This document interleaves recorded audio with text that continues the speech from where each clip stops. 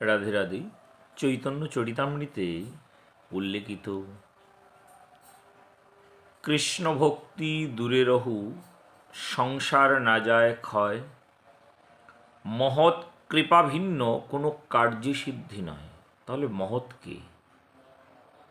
যারা মহানের উপাসনা করেন তারা মহারাজ। তো মহানের উপাসনা কারা করেন? যারা জীবনে কৃষ্ণ দাসত্ব করেন।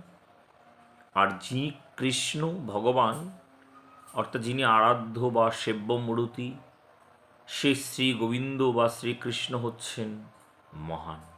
তো সেই মহানের যারা উপাসনা প্রতিনিয়তই রত আছেন, নিরন্তর মগ্ন থাকেন, তারা হচ্ছে মহারাজ। তাই মহারাজ হওয়ার জন্যে চেষ্টা করতে নেই তো। যার জীবনে কৃষ্ণ দাসত্ব লাভ হয়ে যায় সে তো মহারাজ এমনিতেই হয়ে যায়। কারণ কৃষ্ণ দাসত্বই হচ্ছে সিংহাসন প্রাপ্তি। আর সিংহাসনে কারা বসে?